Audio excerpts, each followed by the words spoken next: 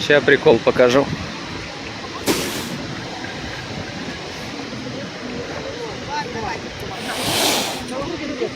Давай.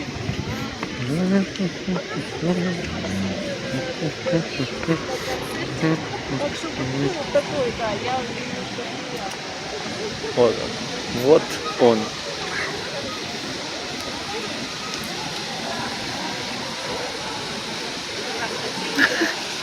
Чё тут за тест-драйв? Просто снимает. Да? Давай, рассказывай про байк, короче. Сколько ты на нем проехал, сколько стран объехал, километраж? Ну, километраж, короче говоря, после 25 тысяч километров я просто перестал считать. Так, то есть 25 плюс. Да. В год примерно от 2 и выше приезжал. В таком городском режиме. Угу. Так, это сколько стран он проехал? Сколько стран? Ну, суммарно, наверное, под 15 будет. Жесть, Кать. Да. Так, про модификации. Про модификации. Да. Что вообще за велик? Что за модификации? Что за велик? Китайский велик. Китайской фирмы вот такой вот. Лангту. А. Попался в России. Угу. Менялась. Кто-то звезда менялась, тут менялась. Угу. Переключалки все уже менялись, потому что все старое уже износилось там где-то 1010. Угу. Вот. Ну там же, да, слайдеры стираются все эти. Руль по-другому немножко сделал. Тут вот этой штуки наклонной не было. Как бы Мгм. Сейчас можно наклонять как раз на тут. Фига Руль себе. вот тут стоял. Ну, чтобы можно было Ага. просто на далеки более удобно ездить. Угу. Ну и в пути менять, чтобы, допустим, если Ну, да, затекли там руки в одном можно положении. пониже опустить, можно повыше. Мгм. А вот это что за штука? Что это такое? Это? Это проставка такая? Нет, это у него рулевая колонка такая. Ну, складывается. А, точно, складной же, я забыл. Полностью складывается. Вот.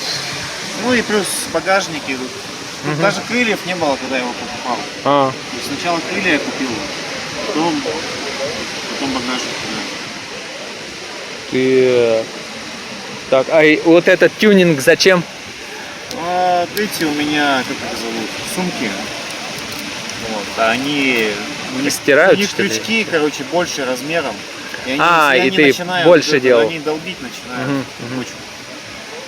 Так, понял. Это заклепки для чего-то. Это, короче, у этих крыльев, насколько я понял, потом почитав, у них на крыло на само можно фонарик ставить. А, Вот этой, знаешь, бывает штатная, типа, вырабатывает электричество. ага, ага. Вот. И чтобы крыло-то пластиковое, Угу. а раз фонарик ставишь, чтобы Мгм. провод не тянуть, это Да, типа да, да. как провод использовать.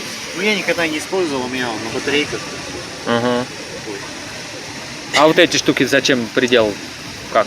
Во влажную погоду ездить, чтобы не летело. В кого? В Ну, людей, типа, сзади? Нет, сзади не закидывалось на себя. А, на спину. Да, А тут чё? потому что она, видишь, она А. крыло короткое Мгм. достаточно. Тут буквально Мгм. вот 10 сантиметров бы было еще, Мгм. было бы нормально. Но вот спереди это такая же история. Там, чтобы, А, ну там, ноги чтоб как на раз и ноги, там, чтоб закидывают, на да? ноги не летело, да. Ага. Тоже не хватает буквально немножко. Это ты уже где-то в пути, короче, делал, да? Нет, это я в России Сидел. приехал. Тут крыло повидало чего-то. Да, это в Малайзии сломали. Черти. Да не черти, случайно там к знакомому на accommodation приехали. А. С метро выходили, погрузили в его машину. Велики сложенные были, стояли, что-то ехали где-то в повороте. Они просто завалились, и оно как-то там упало. Так. Понял. Понял. Что повидал он многое. И сколько ему еще предстоит повидать? Ну, буду ездить, пока не надоест, наверное. Да, тут по сути что, если расходники менять, то не знаю. По большому Пока тебе счету- слон раму не По не большому наступит счету, на раму. Как бы, да, тут только сейчас цепь и звездочка. Мгм. То есть я его в каком году покупал? В 2013 году покупал летом. В июне, что ли, в августе. Ему сколько? Считай, 10 лет времени. Ну и вообще, по сути, ты расходники, получается, менял, ну и вот эти штуки доработал там по такой, по месту. Вещь. Что нужно людям, чтобы начать вот путешествовать на велосипедах? Пешком они не могут, пешком, понятно, долго. Велосипед Можно. такое. Но если, От тебя это универсальное решение, получается, Не, ну, велосипед, да? если есть велосипед, хоть какой-то, можно просто взять маленький рюкзак и хотя бы съездить с утра куда-нибудь поблизости, где он находится. Для начала, чтобы Ну понять, хотя да, бы вкусить. просто понять. В принципе, в таком вальяжном темпе можно километров 50 смело проехать, даже не подготовленный. Особенно если, как ты говоришь, едешь и дорога какая-то живописная, и наслаждаешься видами, не просто от точки до точки, а едешь и не замечаешь, как Я проходит. вчера в Медео ездил. Тут вроде ехать-то близко. Ну я ехал, получается, 2 часа, потому что раз 500 метров останавливаешь, что-нибудь фоткаешь. Особо-то ехать не едешь. Вау. А на Алматинское озеро, вот там вообще, я вообще даже не знаю, сколько времени ушло именно на съемки на всякие. А сколько прет он максимально, ну по прямой? Ну не знаю, километров Ну, я вот в Таиланде 60, с тайцами ездил группой, 40 можно ехать. Но это прям надо как бы подкачаться постоянно, чтобы ездить. Ну где-то вот 30-35, в принципе, даже... Ну, человек примерно до 45 максимум, это скорость бега такая, да, средний, примерно. грубо говоря, если подготовка, 30-35 нормально. Мгм. Так, расскажи, куда ты, что ты говорил, в поезд его куда-то ты складывал, что-то, что такие А, ну да, он складывается. складывается, ну я вижу, да, пополам, рама Он, делится, и он получается, вот сначала прямоугольник такой получается. сидушку опускаешь, да. Ага. Потом до этого опустить. Ну, я до конца складываю Ну да, я понял. и потом вот так. Угу. Изи. Ну его в таком виде даже катить можно в целом. Как это делать? Ага. Катится. Вообще изи. При этом все багажники у тебя остаются, тебе по сути Да, ничего менять вообще не надо. как бы я вообще рассматривал, там еще модель есть. Как бы она чуть-чуть попрочнее, чуть-чуть полегче, но она при сложении теряет вот эти все возможности. А сколько он стоил на тот момент, скажи? Что-то, блядь, 2016, что ли? 16 или 17 тысяч. Ну, как-то так. Сейчас, конечно, курс, ну, тогда курс-то был по 1,30, что ли, как-то там. Сейчас он где-то 30 с чем-то стоит. Может, чуть больше. Все, к сожалению, подорожало. Ну и аналогов много появилось в целом. За конкретной моделью можно метаться. Ну, я лично, если честно, первый раз такой вижу. Но я складываемые велики Аист, может, ты знаешь, вот эти видел? У нас в России даже, по-моему, 2 завода делают на постоянку как бы нормального качества с алюминиевыми рамами легкие такие относительно. Один в Калининграде где-то завод, а я не помню название. Аутлип, что ли, или что-то такое. Вот, а второй где-то в другом месте. Второй не знаю. Не, я вообще первый раз вижу, что рулевая так откидывалась колонка в целом. И вообще, чтобы маленький, с маленькими колесами скоростной был. Ну, видишь, я на это профан в этой теме. Не то, что скоростной, у него просто этот диапазон большой, можно под себя подобрать, с какой скоростью комфортно. Средняя, чтобы всегда была, да. Потому что от загрузки сильно достаточно зависит.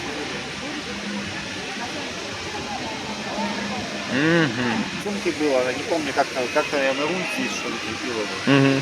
Вот. Потом заказал немецкого стандарта, там, короче, есть такая контора называется, не помню как называется, но у нее типа бренд ClickFix. У нее всякие площадки, можно площадки чисто купить и приделать к своим корзинкам, к своим рюкзакам. Быстросъемно Вот, получается. я еще с немецкого eBay заказывал. Покупал. Вот. В Азии у меня здесь другая сумка маленькая стоит, поменьше.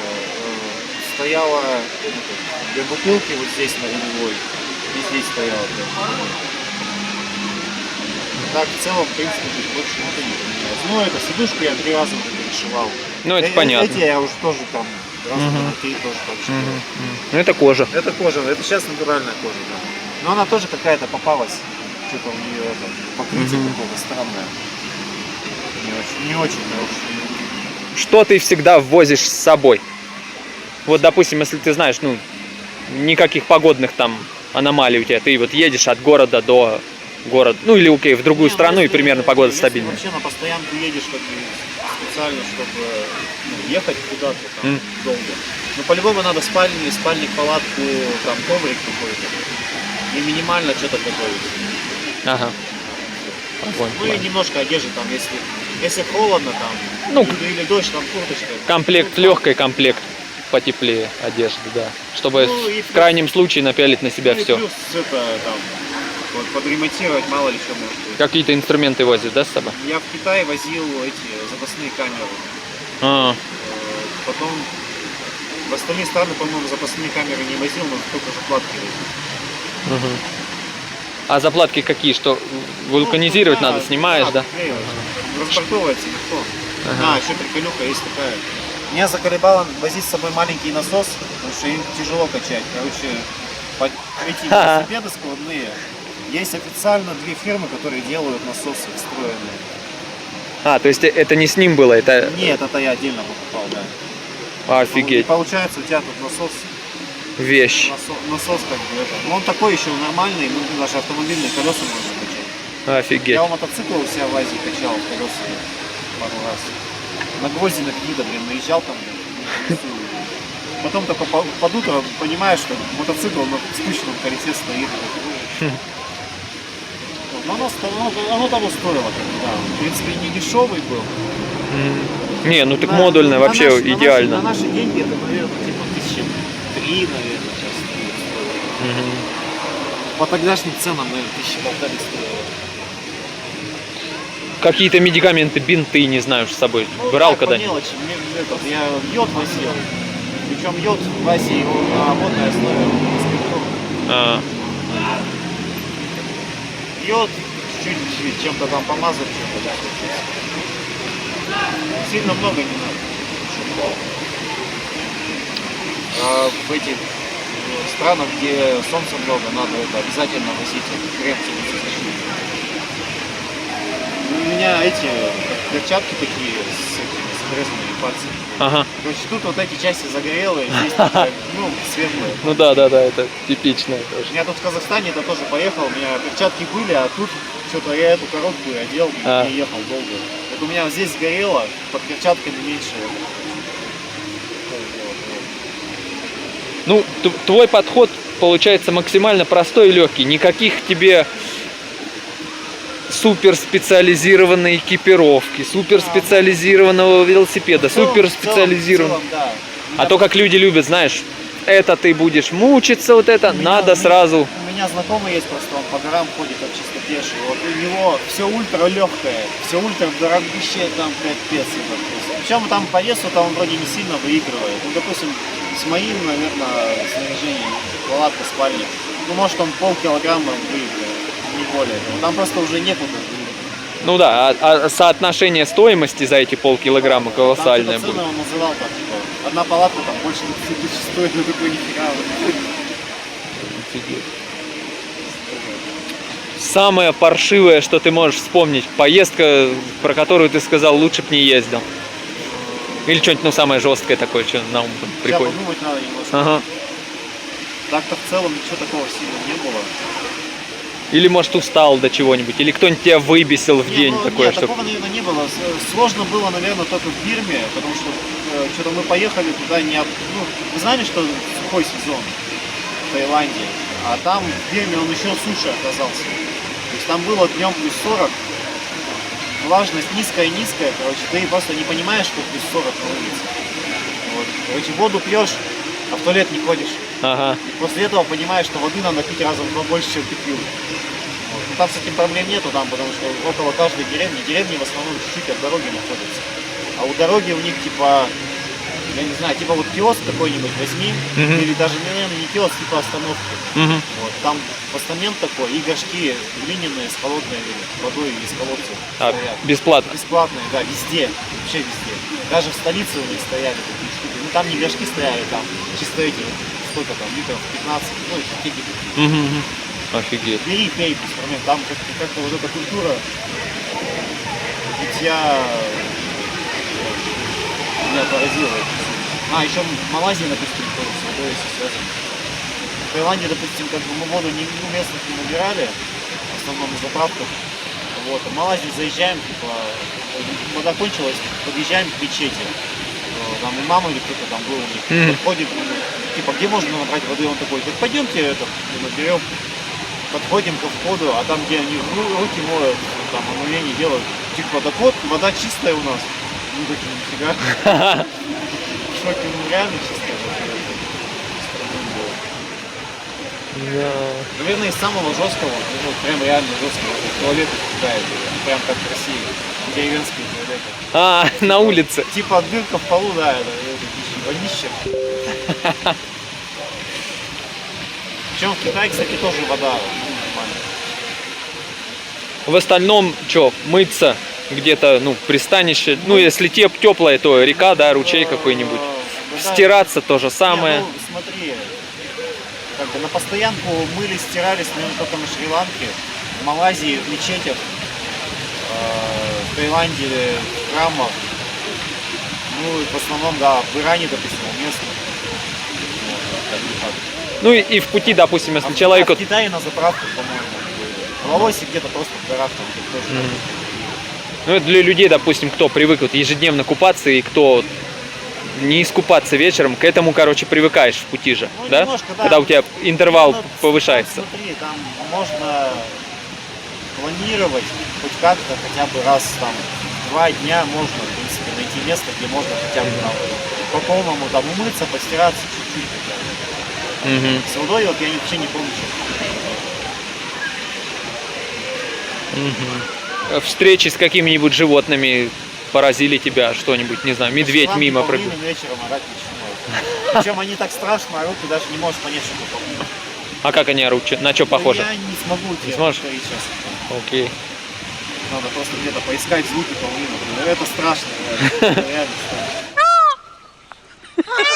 страшно. В остальном вообще ни с кем не сталкиваюсь. Агрессивные люди где-нибудь, не знаю, кто-то тебя не понял. Агрессивных не было. О. В Лаосе, допустим, мы заночевали рядом с деревней местной, прибежали вечером, вот, темно стало почти. Они такими, с какими-то оружиями старинными прибежали, типа, как знаешь, с кремниевыми, ну, похоже. Типа, что-то там на своем говорят. Я как бы лаос, китайский, близкий языки, а тайский понимаю немножко. Там что-то какие-то отдаленные слова понимаешь, типа, что-то там типа надо пай, типа поехали. Я выхожу, что-то там пытаюсь им объяснить, типа police station, поехали, типа это, с Консабай, я говорю, окей, собираемся, едем туда. В полицейском участке нам комнату выделили. И, короче, они на ночь закатывают мотоциклы, Ага. ну, внутрь, там, не знаю, зачем. И, короче, мотоцикл, видимо, где-то в лесу стоял, или кто-то ездил, и под сидушка открывается, там, багажник, Мгм. под сидушку залезла змея ядовитая. Короче, открывают эту фигню, там, часа, не знаю, 12 ночи, наверное, было. Оттуда змея как поползла, выпрыгнула, короче, все в разбег на столы, куда кто бы. Вот, что-то. У них там какая-то палка есть с 2 гвоздями. Палку хватает, короче, змею на кончили. Быстро они. Ну, вот это единственное, наверное, опасное видеть было. В остальном не было.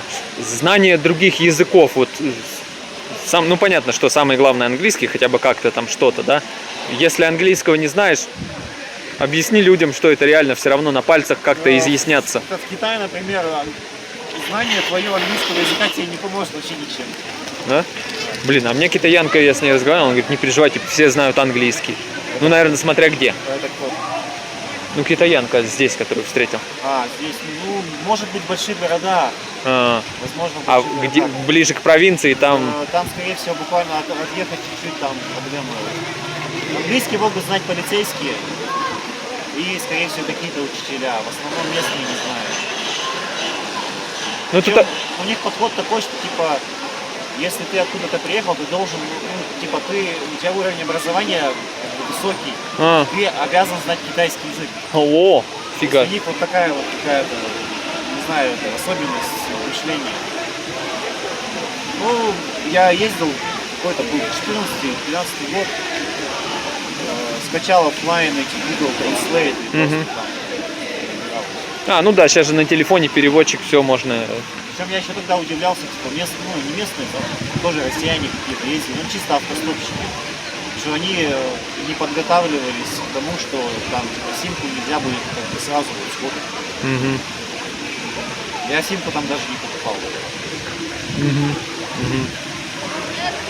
Ну и так, в целом, чтобы понятно было. То есть ты едешь в другую страну, тебе что надо? Тебе нужна связь, если ее нету, ну, в принципе, карта.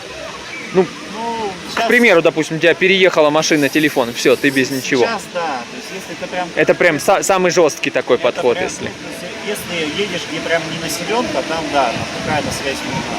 Если едешь, где населенка, связи, в принципе, можно и без связи. Дальше по деньгам обменный пункт любой, это все понятно. Там тоже как бы, если где-то планируешь останавливаться, ну, минимальные цены просто смотришь и планируешь. Если не планируешь, чисто на еду укладываешь. Потому что смысл много менять, если ты страну проедешь, а у тебя там Я останется. тоже Да? как бы сначала, когда начинал, я думал, типа, буду чаще останавливаться где-то, типа, там, в гостинице, хостел и тому подобное. А по факту, под них, если подстраиваться, у тебя вообще весь график просто уебался стиль. По уму светает где-то ну, 5-6 светает, где-то в 7 уже ехать надо. А если ты где-то остановился, ты, блин, в 7 только встанешь, в 8 ты Ну только да, да. готов будешь, и в 9 только ты выйдешь. Организм ловит расслабление все равно. Это прям сразу капец, то есть столько времени.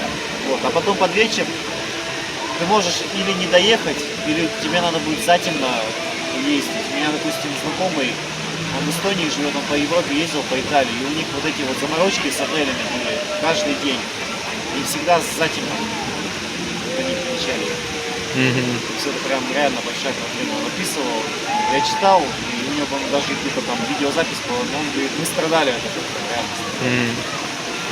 Ну а так для тех, кто не знает, да, что за счет чего ты на природе просыпаешься раньше. Вообще сон как работает? Температура тела понижается, температура мозга понижается, ты засыпаешь. Получается, На рассвете солнце встает, оно автоматически, температура по чуть-чуть начинает расти, атмосферы, и поэтому на природе рано встают люди вообще, в этом прикол. суть еще в том, что ты ложишься раньше сильно, то есть как бы начинает темнеть, там плюс-минус где-то час до заката, наверное, оптимально. Где-то, если не выбрал место заранее, ну там полчаса себе даешь доехать до куда-нибудь, или куда-нибудь просто свернуть, и там встать. Грубо говоря, ты спишь, вот там закат. Ну, во-первых, потому что устал, во-вторых, потому что делать особо больше нечего. Устал, может быть, есть, конечно, бывают места, где там типа устаешь, да, но в целом... Что делать больше, да? Сильно Темнота. не у меня как бы такой какой-то сильной усталости не было. Единственное, вот что было в Китае, там из Гонконга, когда до Вьетнама едешь, там в одном месте ремонтировали дорогу. Там бетонка какая-то старая была, и там такая зубодробительная, постоянно ехали. Ну, что-то мы дня 4 по ней ехали. У меня просто руки на руле, я сидел в этой части, отбил настолько, что я тормозами тормозить не мог. И потом руки с руля снимаешь, оно это, тремор. Оно не то, что трясется, ты, да, типа, Ощущаешь, руки гудит, снял, гудит. и не можешь сжать пальцы. Да, да. Это вот единственный раз было проблема большая. В остальном не было проблем. Именно педали крутить, это привлекаешь постоянно. Ну да, да. Ну, ты всегда худой был, ты не терял вес, там велосипед Нет. тебе не помог. Тебе это не надо. Нет. Да. У меня даже еще меньше вес был. Как.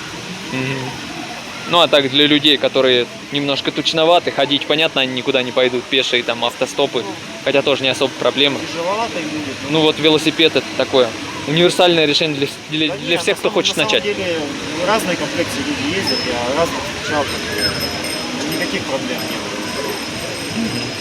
было. Часто, не знаю, мимо кто-нибудь едет и говорит тебе, складывай свою балалайку, поехали. Ну, прям так часто нет, не было. Гости в Иране, допустим, приглашали, там по 10 раз на дню бывало. В Малайзии на чай приглашали часто. В Таиланде просто можно было заехать там, в храм, просто посидеть в тени. Актуальная тема. Какое-нибудь пренебрежительное или вообще там негативное отношение, потому что ты из России? Где-нибудь когда-нибудь встречал?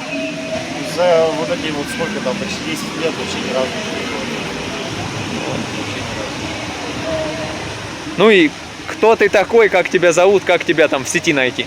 Как в сети найти? Может, совета кто-то захочет спросить? В сети найти я напишу Андрей Курков. Долгое время в Азии жил, с 13 по 16-й год, ну там конец 16-го года. Как-то так. Мгм.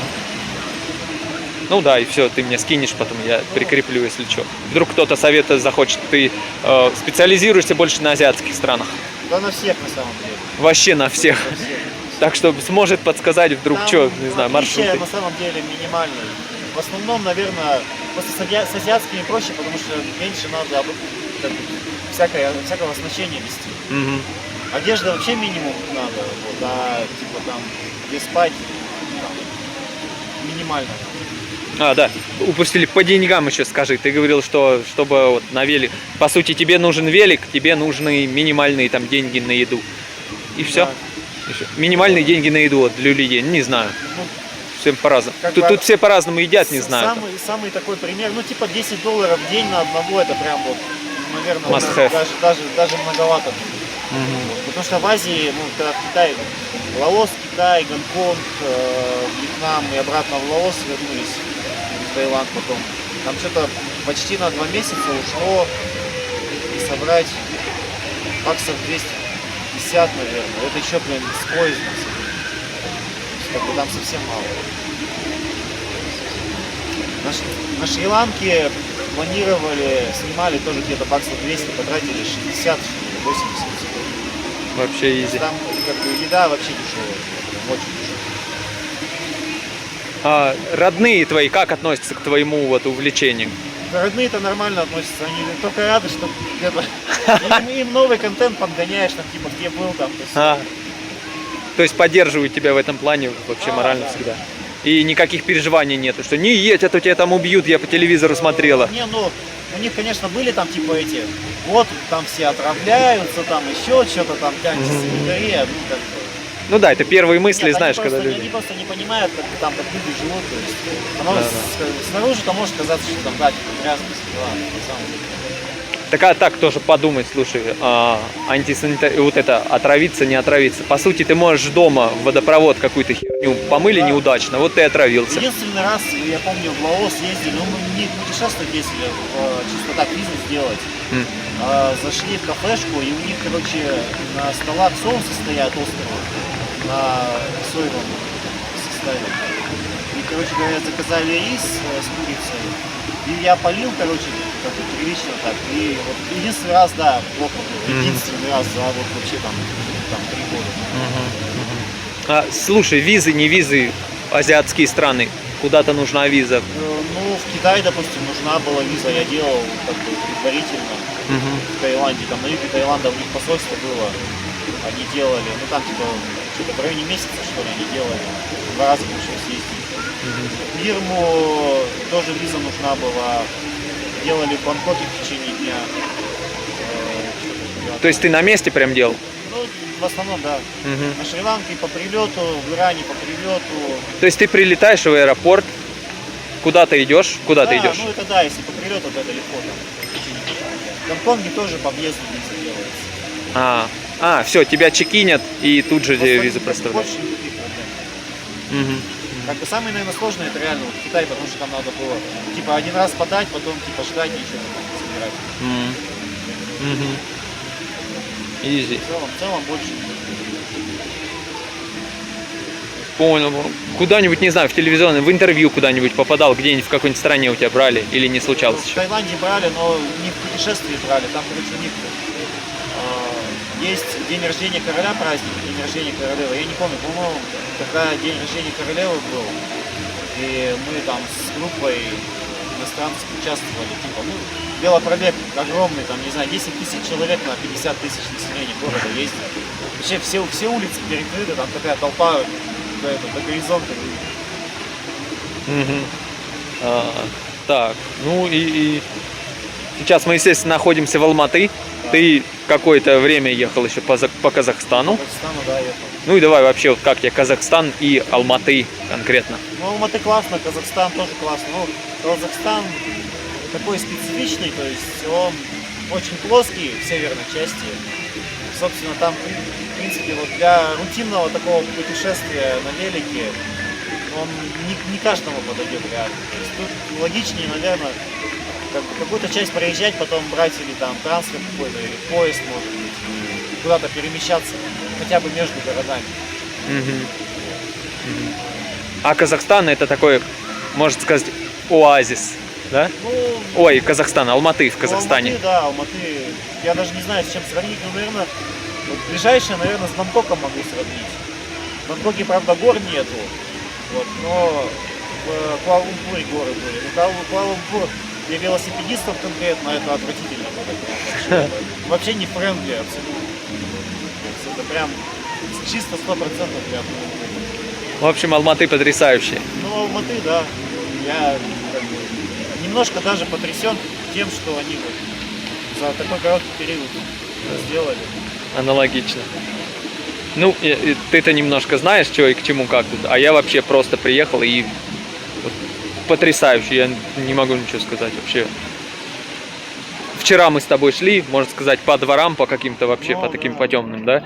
И вот обсуждали, увидели открытый подъезд, а он весь чистый. Чистый подъезд, да. И мы такие, у нас разрыв шаблона. Мы-то тут, в принципе, другого не ждали, но думали, ну мало ли, может, ну где-нибудь что-нибудь такое увидеть.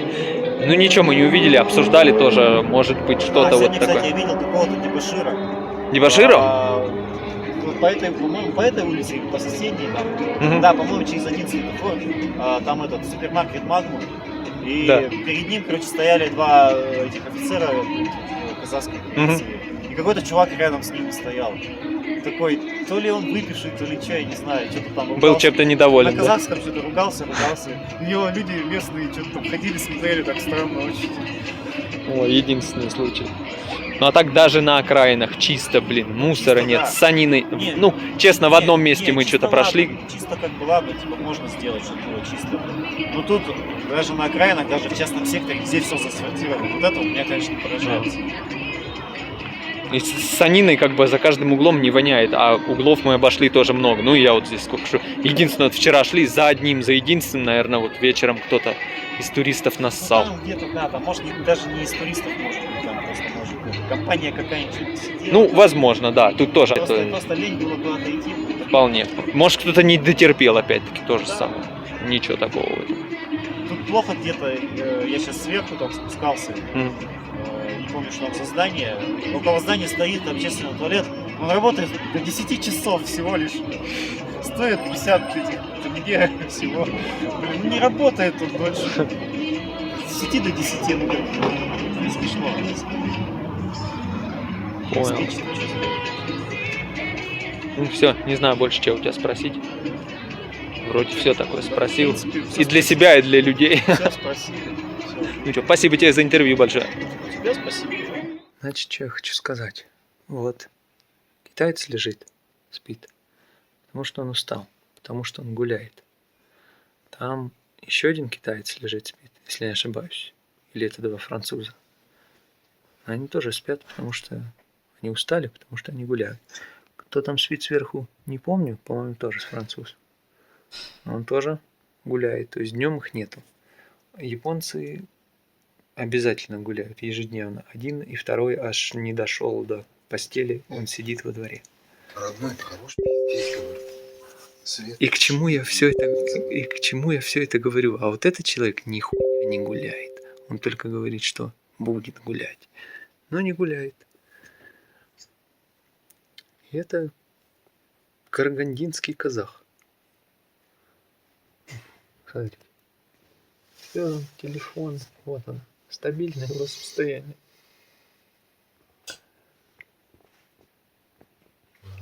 Видишь? Автоматически все. Автоматически. Смотрите, все, кто нагулялись, полная темнота стоит. Полная темнота. Но я только пришел. А вот этот хуй, он всю ночь будет в телефоне сидеть, потому что без энергии не потраченной. Я ебу, он не знает, куда ее деть. Просто не знает. Что за люди в Караганде рождаются, а? Ну, парень-то хороший, хороший. Вот второй нимпанзин пришел. Добрался, наконец, до постели. Надеюсь, раздеться ему сил сегодня хватит, а то он это засыпает. Засыпает как есть.